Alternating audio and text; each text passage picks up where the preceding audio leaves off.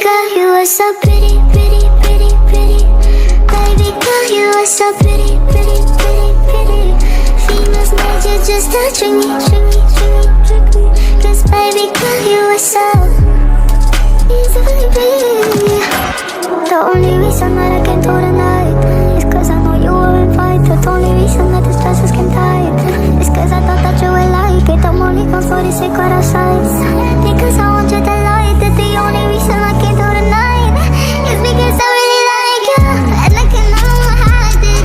Want to remember your mind then. The nicest the girls will get tired. Why just tell me that you feel like I do. This is Jessica Javens Talk, a podcast that helps you transform your life inside out into a life you truly love. This is season 1, so welcome. On this episode, I have a guest that I had a very special connection with, and I can't wait for you to meet her. So I would like to bring to you today and to get to know Dany. So Dany, hi, welcome to the podcast, and please share a little bit about you. Hi, Jessica. Thank you so much for having me. I'm so honored. And we did share a super special connection. So I hope this gets like everybody can feel and connect with us the way that we had this meaningful meeting. So I am Dany Bastos. I'm a life coach, a therapist, and an author. I wrote the book, How to Empower Your Kids, because I specialize in relationships. Actually, that's the base of everything that we share and the quality of our lives. So this is very special to me because this is my passion and everything that I work for. You know, to see people happy, to see people connect, to see people having a better understanding of each other and the relationship. So I'm just here to serve. I love it. And as you can tell, we will be talking about relationships, deep relationships. So my first question that I would like to dive in with you, Dany, is how to build strong foundations for a relationship. Jessica, I think everything comes from vulnerability. Like when you're able to be vulnerable with someone, it's the ultimate trust. When you can open up and really like have your naked truth in front of someone. And this is what takes to create the foundation for you like really falling in love. I like the term of falling in love because there's nothing more vulnerable than to fall. And it's actually what we do. But deep relationships it's not just about romantic love, but it's the connection and the foundations that really mean something to us because we are nothing without each other. We saw this during the pandemic, like the environment thrived without our presence, but we succumbed without each other. So we need one another to thrive. And I think those connections are very meaningful. So to really have this strong bond, it takes time, it takes trust, and it takes vulnerability. Beautifully said. And of course, there's so many different types of relationship. You mentioned different ones, but in a situation between a couple, a romantic relationship, would you say that the connection needs to be or is immediate? Or do you think that people can actually learn to connect? Let's start with a couple first. And between couples, it's very, there is the chemistry that you can feel like immediately when you meet someone that it's incredibly special. And I think it's almost like a soul recognition of some sort. You meet the person and something inside you go whoop. You know, it's like when you plug in, you are like immediately attracted and wired within each other. It's like when you finish each other's sentences, all the things that it seems cliche, but it seems that you share a wavelength of some sort, that you have like this connection that it's invisible, but it's palpable at the same time. You can feel it. So I do think that you have this instant connection with some people, but also like you can have relationships that are profoundly meaningful, but you don't have that connection instantly, because sometimes it's fear based, or you're someone who is more guarded and you don't let someone come close to you very easily. So I think it depends, but you can definitely see that some people have an immediate connection, that they can have this spark that it seems like from other lives or other lifetimes, that you can actually feel, and it's electric. There's a lot of things about what you just said. The first one that I like to ask you is, what happens when you're connecting to somebody and you develop a strong friendship, but maybe one side is maybe interested in you in a romantic way and the other one is not. So there is chemistry in one end, but not on the other, but there is true friendship there. So how do you see that, and how do you work that out? Should a person wait until the other one is feeling it, or how do you see that? Some people can mistake the power of energy because it doesn't come like transparent to us, like it's feelings. So it's something that can be misinterpreted. So what I think it could happen is when you have this profound connection, something that I call that people can have trauma bond, that you have the kind of sort of the same pains, and that can like be a very strong link, sometimes even stronger than healthy ones. So they have the same pains, they went through the same traumas, they have like this trauma bond, and that can be very powerful. And one of them sees like this resonance, and they like make the mistake of thinking that something's romantic, but the other one is thinking like, oh, we share something so special, you're like my safe, my safe port.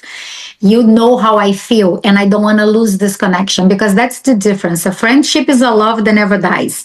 It can change, it can be apart. You don't depend on be nurturing, thriving, being together. You don't need the physicality to be friends with someone. You can love them through distance. You can have a long friendship and a long distance one.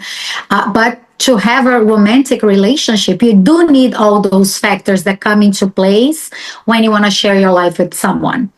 So you might mistake the strong bond and connection and the feeling, because it's very powerful, the feeling of being seen and being comprehended.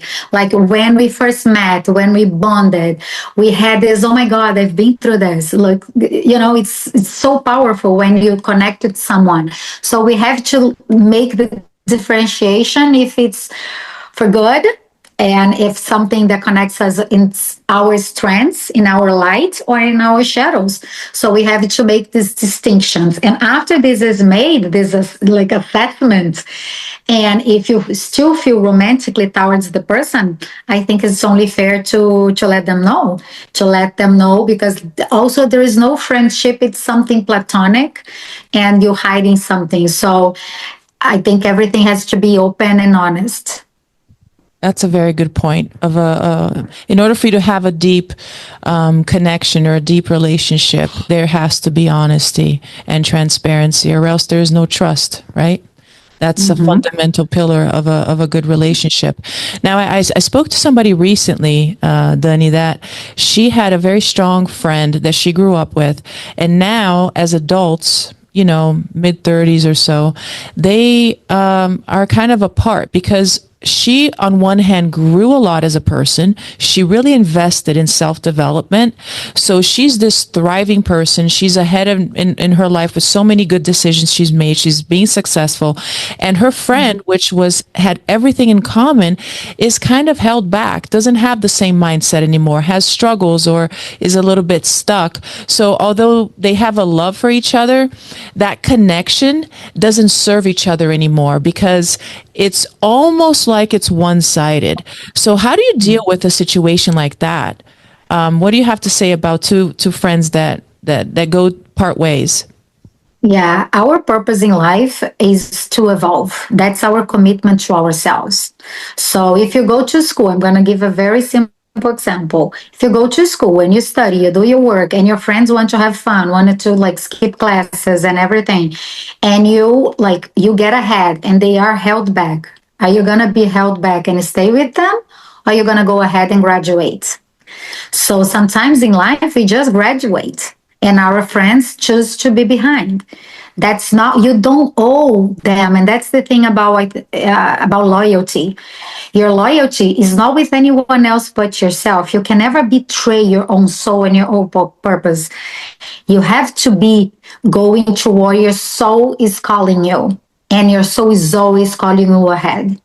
You can always have love and save this space of this beautiful love and friendship that's never gonna die.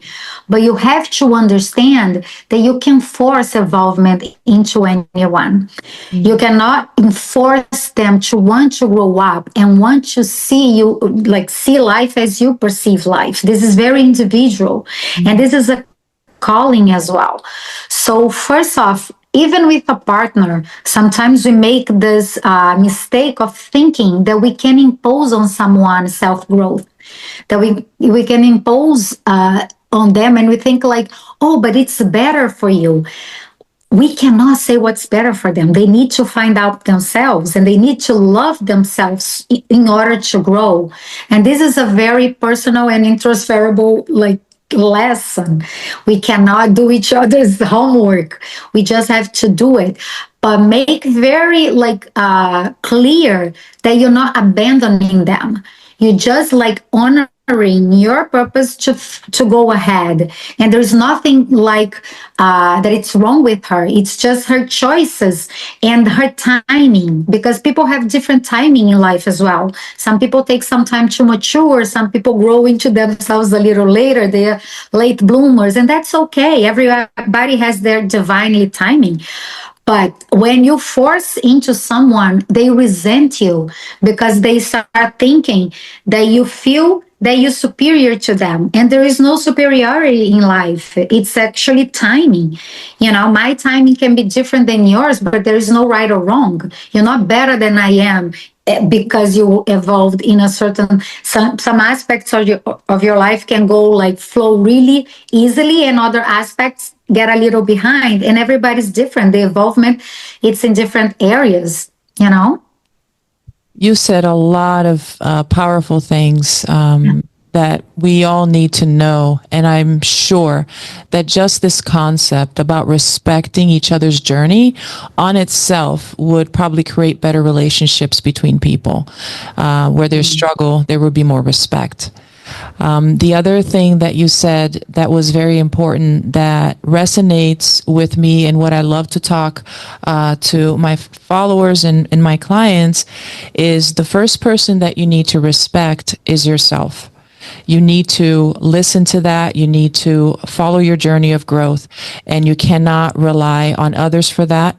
And you cannot make others change either. You're responsible for yourself and your journey. And that on itself is such a weight off your shoulder, because once you start putting other people's journey and forcing that onto your responsibility, that's a very heavy load to carry, because we were not made for that. We each need to carry that load for ourselves. So that was such an important point that you brought out.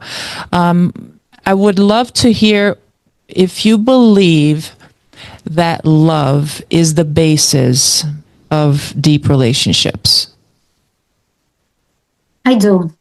I do. I think love is the base of connection. And I mean love in the purest way, you know, just like, because love is all encompassing, is all good.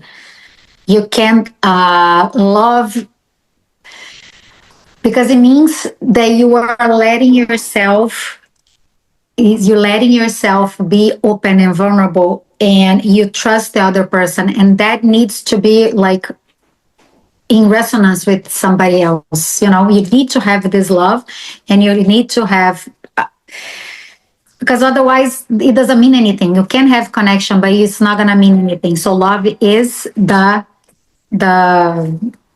thing. I'm sorry, Jessica. Someone is like ringing my my door. That's okay. We can't hear anything. You can edit out. Okay, good. So Sorry. would you say that love is kind of like the bond, the glue in the relationship? I do. I do. Even the shared love that you have. Like some people, they don't have love for each other, but they have love of animals, for example. They have a love in common. That's what I mean as it is the common ground. Love is the common ground. Maybe I don't know you enough to love you, truly love you, because I don't know. And that's why love also takes time. Everything that like comes with it, like identity, credibility, authority, everything takes time to build. So love, we need time to build. So I might admire you and have love for you, but I cannot love you if I don't know you. And that's the same thing with self love as well. Self love comes from self development, self worth, and self knowledge. Because if I don't know myself, how am I going to love something I don't know? So I can know you and know that we have so many things in common that we love those things. And that already creates a bond. So it's not love itself, me from you and you for me, and but it's we do have shared love for the same things. We have the same passions. We care about the same causes. Our heart sings the same song. If I'm being poetic, it's kind of like that. So wait a minute. So that love at first sight does not exist then because it takes time. The real love, because you don't really know the person. You can have this like the twin flame or the soul mate that you meet. It's almost like, but you're not half. And that's the thing, you are not half, you are a full person. When you meet someone that you have this instant attraction, that might survive or that might not survive. That can be like really strong and fizzles out. So it's not real love. It's love at first sight. I think is the first connection. Is the first thrill of energy. When I met my husband, I had this experience. It was a physical experience.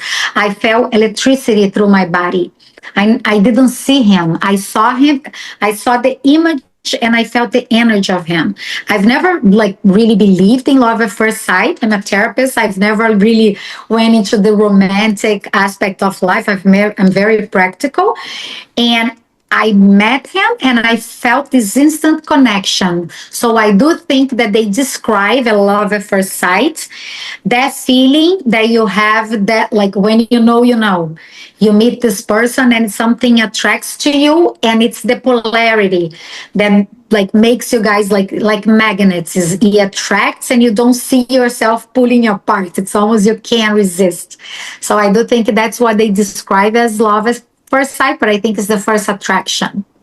Perfect. That makes sense. Now, tell me if you think it's possible to have a true and deep relationship with somebody virtually. I do. I do. I do think that we can, because we are so complex, I don't think we can like rule out. I take people seriously. So sometimes the intention is so there, the commitment so there.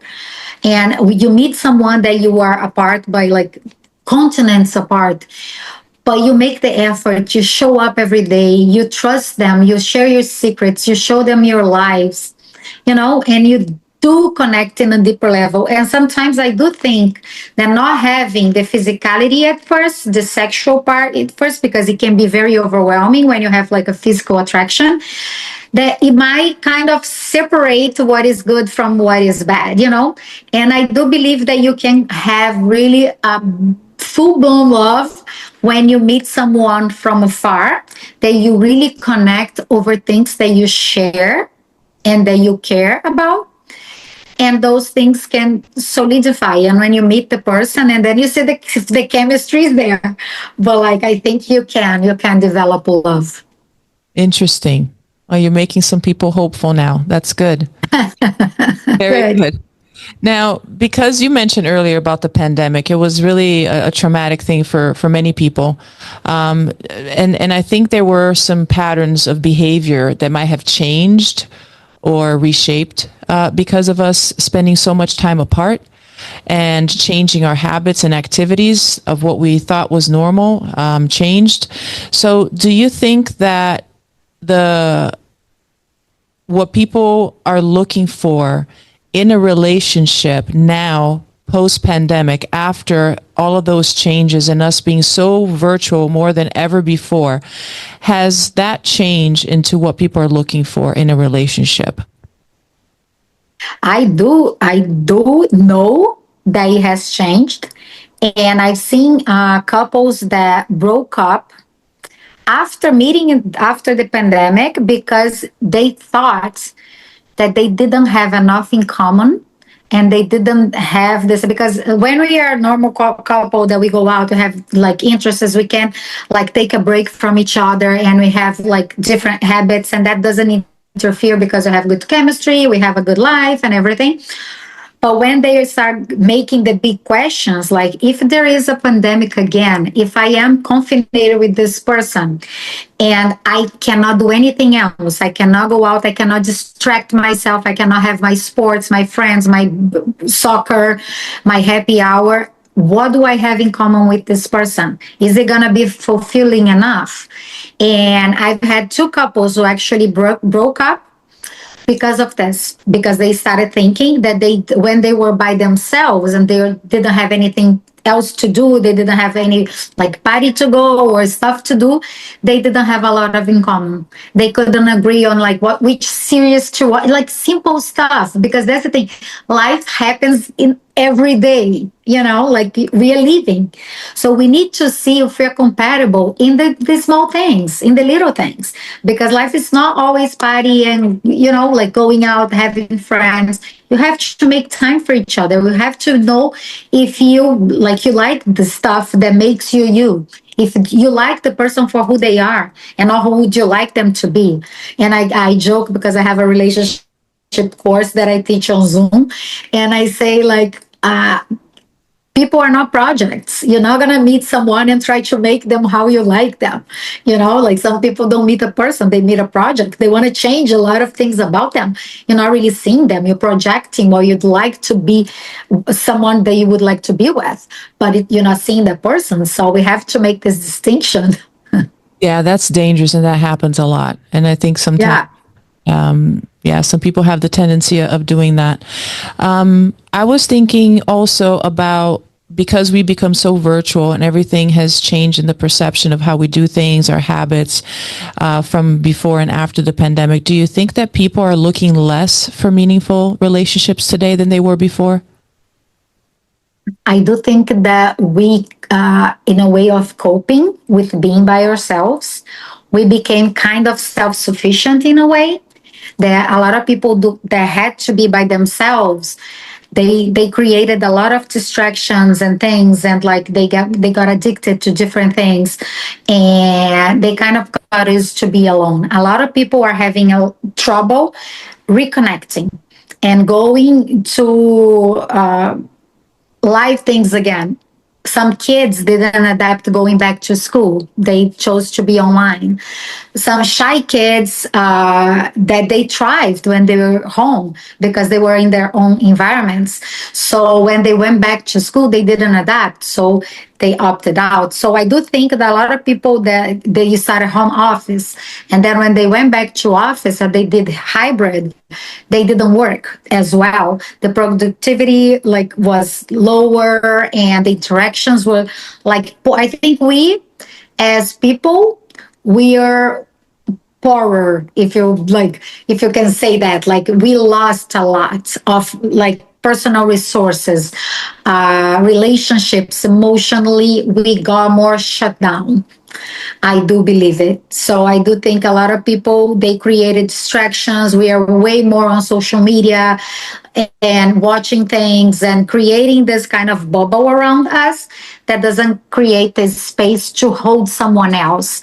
And I do think because we saw like life and death too close, that has fundamentally changed us. The way that, like, I think some people, I can tell that they became more selfish because they saw like at the end of the day, if I get sick, you know, it's my life story, it's my my story to end, and so they had to be more self-sufficient. So I think the God intended somehow the pandemic to raise our vibration, and I think like we didn't get the lesson. I think we got like impoverished emotionally, if that makes sense. Wow. No, yes, it does. It's almost like in a survival mode. People just started being self sufficient with much more than before, in a way. Yeah. And just also because some of them lost their jobs or and for any reason, they didn't have much to do anymore, like a job. So they were home and some became very creative. Others became probably more self-centered, like you said earlier. So I would like to ask you to share here with our listeners, Dany, the ones who want to have a deep connection. What can you leave them with? Because some feel hopeless that they might not be able to find somebody to have a deep connection, real friend or a real partner. So what would be one good thing or tip that you can leave them with today so they can carry out with them for today? They need to know themselves. They really need to know who they are, what they are here for. They need to have the big questions. They need to know what their soul wants, what it is that they look for. Because sometimes we are looking for someone to complete us when we are whole the whole time. So we just need to know what is that we can share with other people that it's going to make our life even better than already is. But we cannot like look for someone to complete us. I don't believe in that. This, like, we are not half, we are like a whole person. So we need to be two full adults, make a better couple than to have, like infantilized adults that need one another. I do think that two whole people, they are gonna grow and grow stronger, and they're gonna go like farther that they would be if they didn't know what they wanted and who they wanted to spend their lives with. So I think work on yourself. It's the best thing, like this best investment that you can always know thyself. You need to know who you are and what you want, because otherwise you're going to be looking in different places that has nothing to do with your soul. And you can get lost. That's the thing I think people don't realize. If you do go for a long time in a different direction that your soul wants you to go, you will get lost, because it's going to take a long time for you to get back to your center and also adjust your GPS and know where you're going, because that's more important than speed. That's amazing. That is a very important message. And please, Dany, share with us here so the listeners can know how to reach you and follow you in all the amazing content and services that you do for everybody. Can you please share that with us? Of course. So my Instagram and my social media account, Dany Bastos Life Coach. It's Dany with one N and Y, Dany Bastos Life Coach. My books are everywhere, Amazon, Barnes and Nobles, How to Empower Your Kids. And I teach Zoom classes in relationships, parenting, like how to attract money with your soul. So you don't lose your purpose in the craziness of this worldly world. Yes. So this is me. Thank you so much, Dany. And if you're watching this episode until now, please click the like button, follow me, and subscribe. This episode has been brought by Forever Living, the best aloe vera juice in the world that helped my life transform to a much better health. And this also podcast is brought by the production of I Am Beast Network. My name is Jessica Javens, and this is Jessica Javens Talk. Baby girl, you are so pretty, pretty, pretty, pretty. Baby girl, you are so pretty, pretty, pretty, pretty. Females made you just to trick me, trick me, trick me, trick me. 'Cause baby girl, you are so easy, baby. The only reason that I can do tonight is 'cause I know you were invited. The only reason that this dress is skin tight is 'cause I thought that you would like it. I'm only gone for the secret outside, because I want you to like it. The only reason I can do tonight